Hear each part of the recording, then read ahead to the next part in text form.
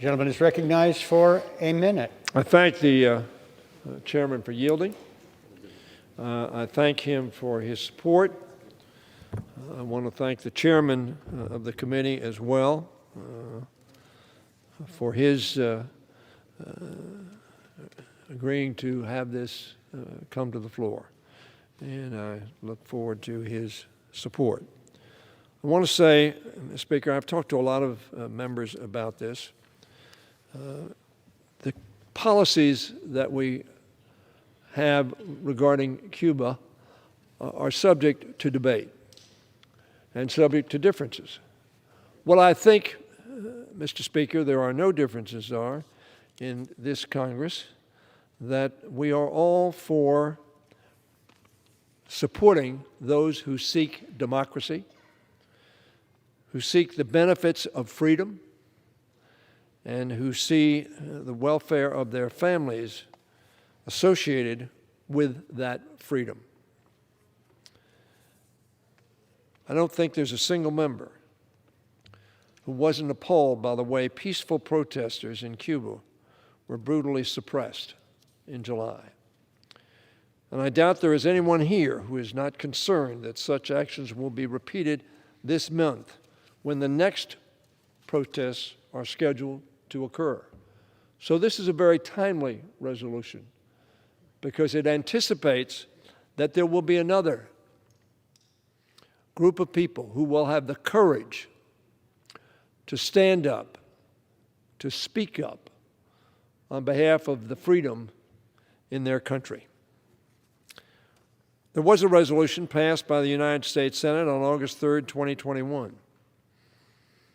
Although it doesn't exactly mirror our resolution, frankly, our resolution is somewhat less specific in terms of criticism, in terms of policy. Why? Because we wanted this to be about human rights.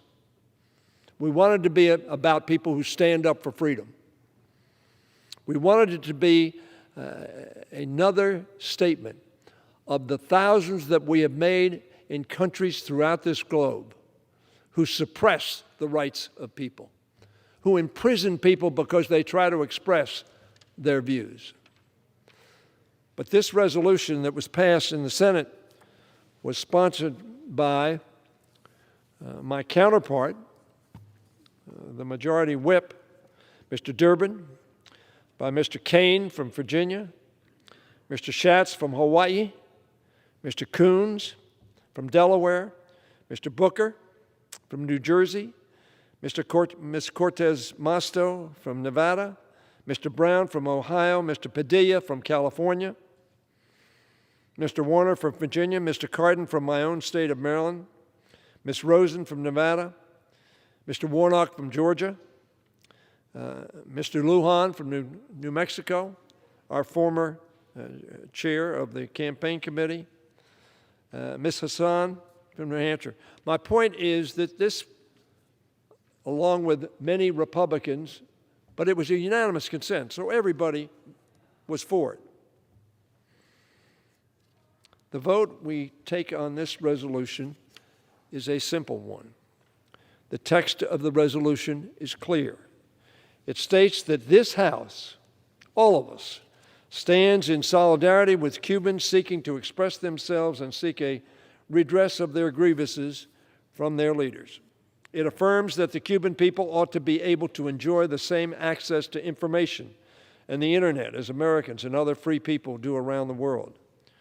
And it urges the Biden administration to find ways to promote freedom, human rights, and access to basic needs in Cuba. I believe that these are goals we can support overwhelmingly. I understand that some members believe that the text of this resolution does not include items on policy that they would like to have. I certainly think that is a legitimate concern, and there is no reason why we cannot have resolutions that speak to that. But this is singularly focused on the rights of people. John Kennedy said, "We will bear any burden, defend any peoples who essentially seek freedom." That's what this resolution does. Simple, straightforward.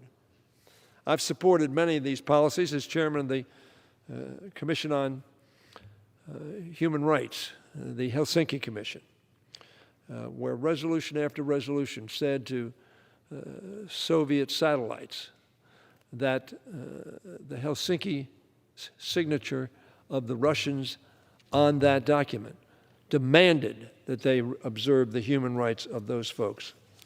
This is a similar resolution.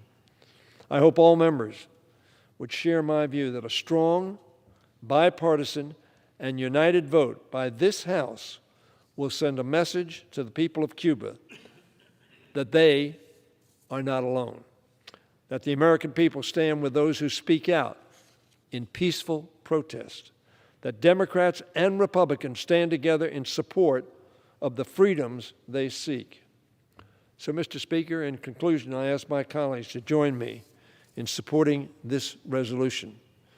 And I hope that the valid concerns and differences members have on both sides of the aisle when it comes to Cuba will not preclude us from agreeing that we ought to stand in solidarity with those who are seeking the same rights that we enjoy in this extraordinary country in which we live.